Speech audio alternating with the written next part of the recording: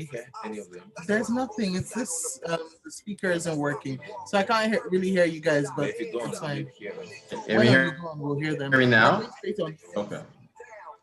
And we are live on YouTube. Morning, YouTube. Good morning, youth.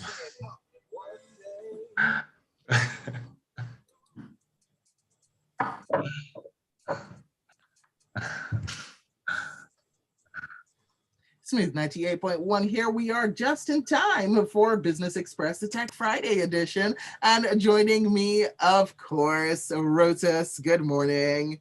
Good morning, Shakwe. Good to be with you. Good morning to our. Okay, still trying to see if we can sort out whatever is going on with our audio. Let me try you, Fisaya. Good morning. How are you?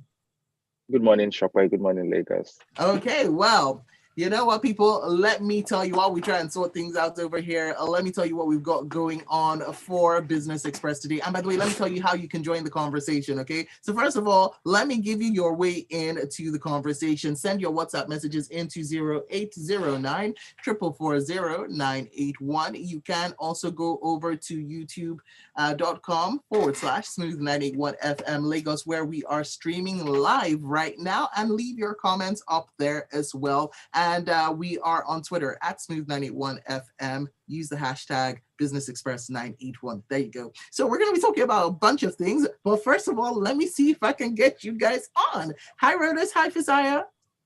Hello. Hi, Shopway. Can you hear us? Yes, I can. Fantastic. So we've got a whole bunch of things that we're going to be discussing. But first of all, let's get straight into what is going on with Elon Musk and his employees, because he's telling everyone, go back to work, go back into the office or go to another job. So first question, Rotus, Fisaya, should Elon Musk be forcing his Tesla employees back into the office? One word, no. Fisaya, what do you think? I think that's why Elon Musk is the richest man in the world, and I'm not, right? So if the richest man in the world thinks that people work more effectively at work rather than remotely pretending to work, then I guess it's what it is. And of course, his argument is simple, that right? Today we force our factory workers to come to the office. We force our factory workers to do the work in the factory. And then someone is saying that he's a head of relations in a state and is living in another state. What kind of relations are you leading in another state? Again, the argument is valid, right? So it wants people. Hold on, real quick, one question. The argument is valid. Why is it valid? Because someone else is suffering, having to come into work means that we should all suffer together. You can't take the factory home with you, but you can take your client relations work home with you and do it from home. It doesn't mean client relations. It's saying that internal relations within the firm. Yes. You can take it. Well, how do I remotely relate with Sope Martins when I right now, Fisaya? Okay, for 15 minutes. Really? We can do it 24 hours a day. If we had Business Express 24 hours a day, we could do that. I'm confused. Well, we can't, because really, when you're working, I think that some of the few things that happens at work is that when I was working in investment banking, I could be working with my colleagues, but I have relationships with other people outside of the firm, right? Or outside of my direct unit, right? I don't directly work with, I work with legal, I work with, all of this, but sometimes I just take a stroll, enter into a department that is none of my business, just have conversations and then move on. That's how you build relationships with people. You can't do that, right? Just sending random WhatsApp messages or Slack channels. It doesn't necessarily work, right? So for him, it's like, guys, if you're working, we need to see. The only way to know that you're working is that you're with us, right? So you're not with us, then you can as well go find another job that will allow you to work remotely. So it's not saying that for Tesla, this is how we work now, And of course, that's what we're doing, before COVID. So I don't know why it's difficult to go back to what things were. That's how we're doing before, and nobody complained about it. And we're happy. They could work from home before. Guess what? You have a mobile phone now. You have access to the internet on your mobile phone. You get we had all of that before COVID. We had all of that before COVID. Apps with your mobile phone. Before we had mobile phones, We didn't have that. If they suddenly take away your mobile phone, because guess what? We used to live lives without mobile phones. How would you feel? What would you say? I'm just pointing out M-Pesa and Visa. there's like fallacy in your arguments, Fisayo.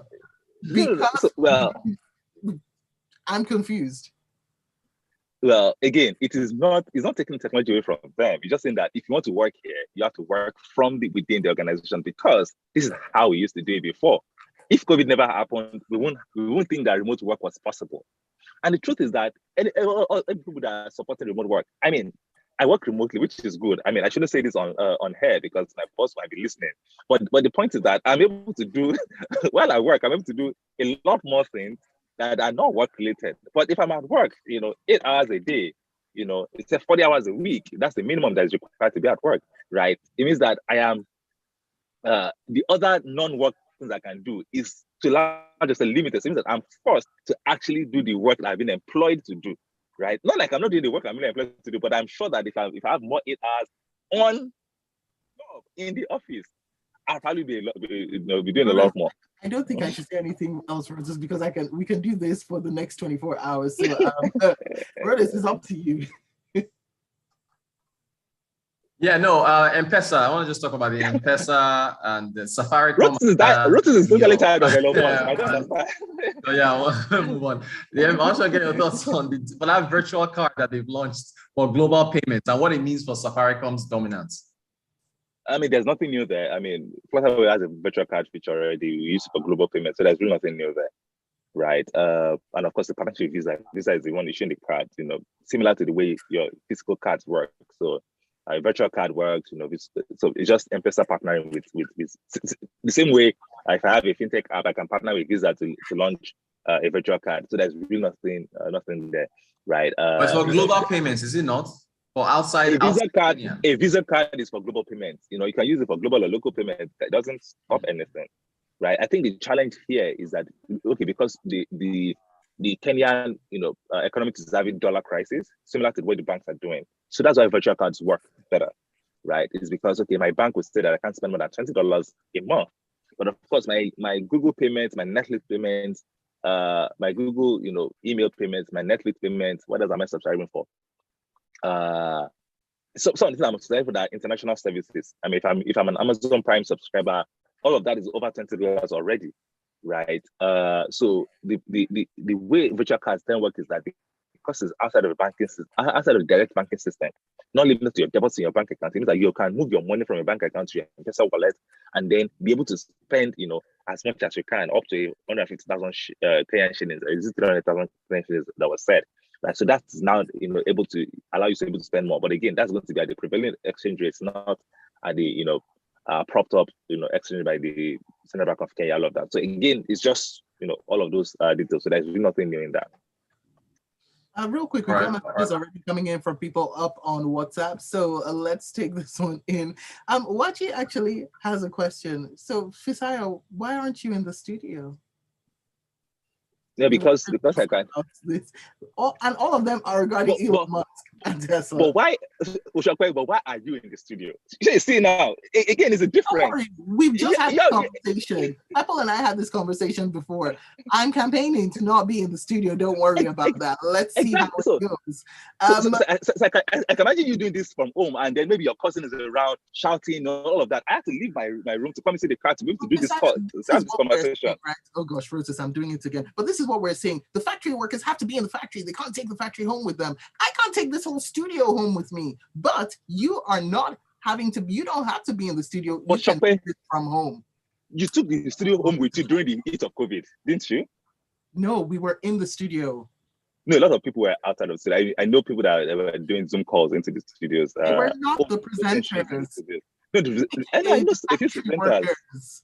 No, I know a few presenters that did that from home. I'm just saying, especially if it's a larger show with more people, right? Some of the hosts will stay at home, some of them will be in the office. So again, but it's not working because internet problem. This will happen. Your child will come, your husband, your mother-in-law.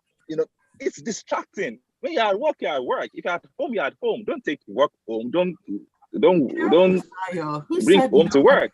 complained about having to go through 3 hours of traffic to work and 3 hours back home before COVID-19? If companies cannot do remote working now, at least let them try hybrid. The world will be better for it, says That's Ulrich 40 from hours a week. Yeah, so that's the thing. So it's only asking for 40 hours well, a week, nothing more. Lenin says productivity has dropped globally because of COVID, and COVID is now diminished. We are social animals and need physical interaction to activate our survival instincts. Thank The you. danger of non-human interactions is already apparent with the emotional depression that is on the increase everywhere. We need to go back to physical work. My view, says Lenin.